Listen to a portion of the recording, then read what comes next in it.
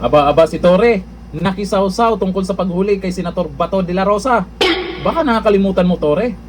Laos ka na. Nasa MMDA ka. O ayon dito sa post ng news ngayon, nagpapampam na naman tong si Torre ha.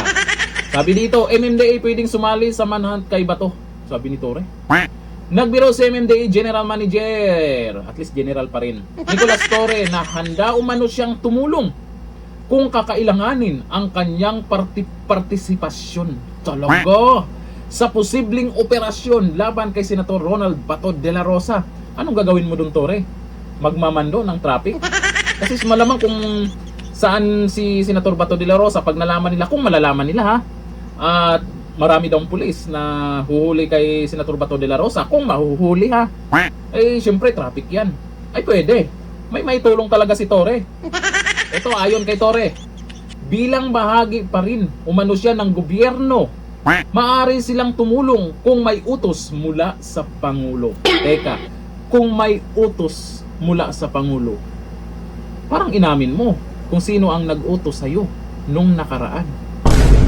At least paldo, sabi ng asawa mo.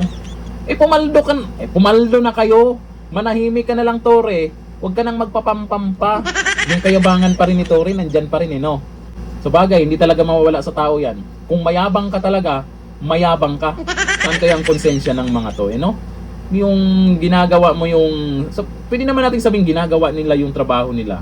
Pero ang tanong, alam ba nila ang tama at mali? Ang nasa isip lang, at least paldo. Yun lang ba yung gusto nyong mangyari sa buhay nyo? Pumaldo kayo, pero maraming galit sa inyo dahil sa ginagawa nyo?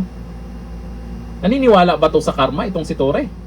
Sa bagay, mahirap tumalab yung karma kasi makapal ang yabang niya. Ayon dito sa nagkomento, Torre, sabi ni Pacino Jojo, umaasa pang mapagkatiwalaan ulit ng amo niya. Oo, nagpapansin lang yan. Para malay natin siya na naman utusan. Kasi yung nakaraan, si Trililing, pumalpak naman. Sabi ni Swars Bart, ubos na ba ang maleta mo? Teka, maleta daw.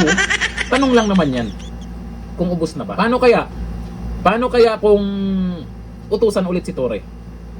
Kasi iba yung galawan ni Torre talaga no? Ano kaya ang reaksyon ng mga tao pag si Torre ay bibigyan ulit ng karapatan? Lalo na dito kay Senator Bato de la Rosa. Nagpapansin lang to. Parang sinabi niya, Dunyor, nandito ako. Ako yung magaling. Maghuli sa mga ganyan. Parang ganun yung sinasabi niya dito Paano kaya kung siya yung lalabas na naman dyan, maghahanap na naman ng heartbeat? Ako, Torre, wag mo nang subukan pa. Wag mo nang dagdagan pa ang galit ng mga tao sa'yo. At least paldo. Hanggang dito na lang, thank you. Bye-bye.